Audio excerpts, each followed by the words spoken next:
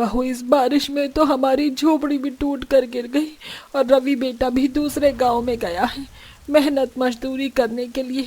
अब हम सब कहाँ जाए? अरे जाना कहाँ है, जहाँ हमारा बेटा है हम भी वहीं जाएंगे। वैसे भी 2 महीने से वो वहाँ काम कर रहा है, तो उसने कुछ पैसे तो जमा कर ही लिए होंगे। पर पापा, कल ही तो रवि जी ने आपसे बात करी थी। उन्होंने आपको बताया था कि जहाँ वो काम कर रहे थे उस मालिक ने उन्हें पैसे नहीं दिए हैं। पर भाभी, हम बारिश में ऐसे रोड पर तो खड़े नहीं रह सकते ना। अरे तुम सब सोच क्या रहे हो? चलो हम दूसरे गांव में चलते हैं, जहां हमारा बेटा हमारे लिए मजदूरी कर रहा है। जहां वो रहता होगा हम भी वहीं रहेंगे।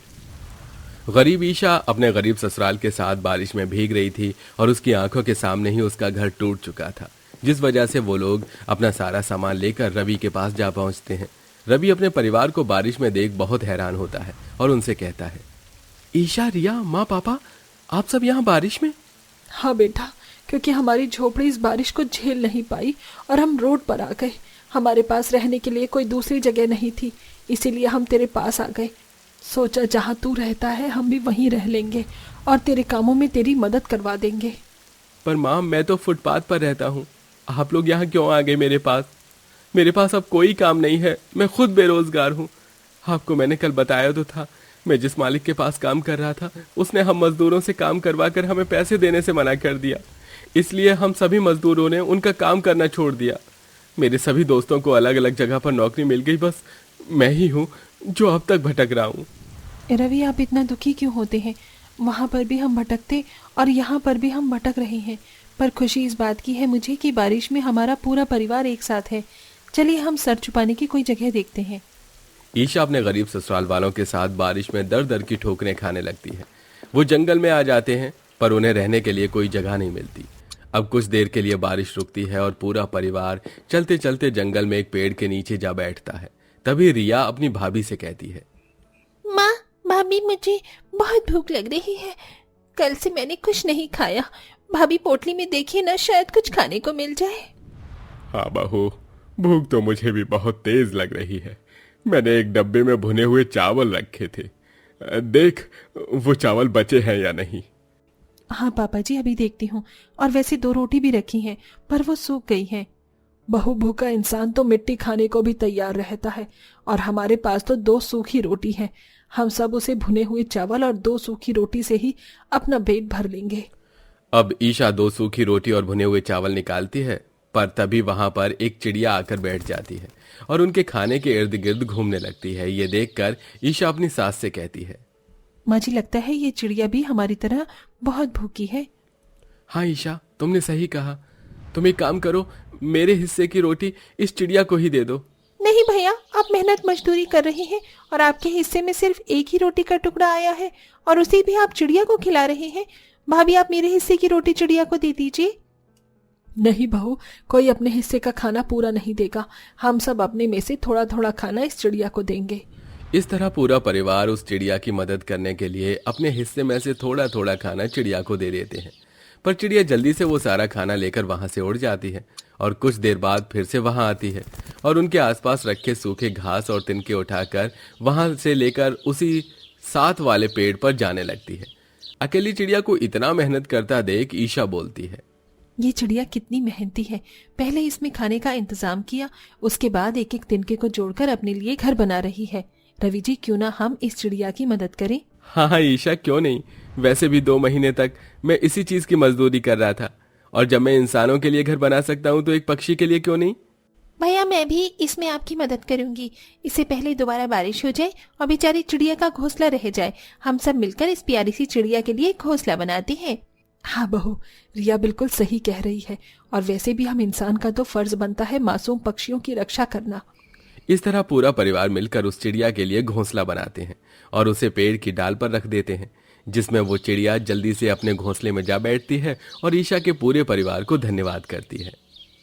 आप सबका बहुत बहुत शुक्रिया।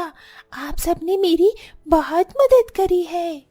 मुझे अपने कानों पर विश्वास नहीं हो रहा। क्या तुम लोग भी इस चिड़िया की भाषा समझ पा रहे हो? हाँ पापा, और मुझे भी विश्वास नहीं हो रहा, ये चिड़िया तो हमारी भाषा बोलना जानती है। ना सिर्फ मैं तुम इंसानों की भाषा बोलना जानती हूँ, बल्कि मैं जादू करना भी जानती हूँ, क्योंकि मैं कोई साधारण चिड़िया नहीं हूँ। तो तुम कौन हो? मैं एक जादुई चिड़िया हूँ जो परसों से इस धरती पर अपनी पहचान छुपा कर रह रही हूँ, क्योंकि मुझे तुम जैसे 10 गरीब परिवारों की मदद करने का काम मिला है, परियों से, जिसमें से मैं 9 परिवार की मदद कर चुकी हूँ और तुम आखिरी परिवार हो जिसकी मैं मदद करूंगी। इसके बाद मैं फिर से स्वर्गलोक में चली जाऊंगी और वहाँ की परियों के साथ रहूंगी। क्या तुम स्वर्गलोक से आई एक जादुई चिड़िया हो और हमारी मदद करना चाहती हो? हाँ, मुझे विश्वास नहीं हो रहा। पर तुम नन्ही सी चिड़िया हमारी मदद कैसे करोगी? हमारे पास तो न घर है न खाने को खाना। हमें तो इस वक्त सबसे ज्यादा घर और खाने की आवश्यकता है। तुमने वो कहावत तो सुनी होगी, जो इंसान अपनी मदद खुद करता है, भगवान भी उसी की मदद करता है। तो मेरी तरह एक एक तिनका जोड़कर अपने लिए घोंसला बनाओ। आगे तुम्हारी मदद मैं करूंगी, ठीक उसी प्रकार जैसे तुमने मेरी करी थी। उस चिड़िया के कहने पर पूरा परिवार एक एक तिनके को जोड़कर अपने लिए एक छोटा सा घोंसला बनाते हैं और तभी बारिश होने लगती है। तेज बारिश को देखकर ईशा चिड़िया से कहती है, हमने अपने लिए घोंसला तो बना लिया, पर हम इतने छोटे से घोंसले में रहेंगे कैसे? और ये घोंसला इस बारिश के पानी को अंदर आने से कैसे रोकेगा? चिड़िया रानी, तुमने तो कहा था कि तुम जादुई हो और हमारी मदद करोगी, तो हमारी मदद करो ना। आप लोग डरते क्यों हैं? मैं हूं ना, अब देखना मेरा कमाल, इसी पेड़ पर रख दो। इतना बोलकर वो चिड़िया उड़ते हुए ईशा के घोंसले में आ जाती है और जैसे ही वो चिड़िया ईशा के घोंसले में जाती है, वो घोंसला एक घर के रूप में तब्दील हो जाता है। अब पूरा परिवार एक साथ उस घर में रहता है और उनके घोंसले के घर में कुछ नहीं था। वो लोग घोंसले पर बैठकर बाहर हो रही बारिश को आराम से देख रहे थे। तभी चिड़िया ईशा के घोंसले में जाती है और उससे कहती है, घोंसले में बैठकर बाहर हो रही बारिश को देखने में अच्छा लग रहा है ना? पर मैं जानती हूँ तुम और तुम्हारा परिवार बहुत भूखा है, इसीलिए तुम चिंता मत करो, मैं तुम्हारी पूरी मदद करके जाऊंगी। पर वो कैसे? ईशा के इतना बोलते ही चिड़िया उस घोंसले के अंदर चारों तरफ उड़ने लगती है और जहां जहां से चिड़िया उड़कर जाती है वहां पर जरूरत की चीज अपने आप आ जाती है और देखते ही देखते घोंसले का घर अंदर से बेहद सुंदर बन जाता है। मुझे यकीन नहीं हो रहा, इस घोंसले के अंदर तुमने हमें वो सारी चीज दे दी जिसे हमने सपने में भी नहीं देखा था। तुमने मेरा घोंसला बनाने में मेरी मदद करी थी और मुझे खाने को भी दिया था। जब तुम मेरा पेट भर सकती हो और इस बारिश में मुझे घर बना कर दे सकती हो, तो मैं तुम्हारी मदद क्यों नहीं कर सकती? इतना बोलकर चिड़िया वहां से उड़ जाती है। जिसके बाद रवि कुछ सामान लाने बाहर निकला था तो वहीं बारिश में भीगता हुआ वहां एक आदमी आता है जो उसे देखकर कहता है, अरे भाई, तुम तो वही आदमी हो ना जो उस मोटू सेठ के पास काम कर रहा था? तुमने उसके पास काम छोड़ दिया क्या? हाँ भाई साहब, क्योंकि उसने 2 महीने हमसे काम करवाया। हमने उसके और उसके जानकार के घर बनाए, पर उन्होंने न तो हमें घर दिया और ना ही पैसे। मुझे तो पता ही था वो मोटू सेठ ऐसा ही है। पर भाई, क्या तुम मेरे पास काम करोगे? मैं तुम्हें समय समय पर पगार दूंगा, बस तुम्हें मेरे लिए काम करना होगा। हाँ भाई साहब, मुझे मंजूर है। आप जो काम बोलेंगे मैं उसे पूरी ईमानदारी के साथ करूंगा। तो फिर ठीक है, पास वाले गांव में कल आ जाना, मैं तुम्हें बस स्टैंड पर मिलूंगा। इतना बोलकर वो आदमी वहां से चला जाता है। जिसके बाद चिड़िया रवि के पास आती है और उससे कहती है, रवि, अब वो तुम्हारी सारी समस्या खत्म हो गई ना? मैंने तुम्हें काम भी दिलवा दिया और घर भी। और एक बात और, अब मेरे यहाँ से जाने का समय हो गया है, पर तुम्हें और तुम्हारे परिवार को जब भी मेरी जरूरत हो तो तुम इस जादुई घर से कह देना। ये जादुई घोंसले का घर मुझे सिग्नल भेज देगा और मैं यहाँ वापस आ जाऊंगी। इतना बोलकर वो चिड़िया वहां से चली जाती है। जिसके बाद ईशा अपने ससुराल वालों के साथ घोंसले के घर में रहती है जो अंदर से जादुई था। तो वहीं रवि भी अब मेहनत मजदूरी करके आराम से अपने घर वालों का पालन पोषण करता है।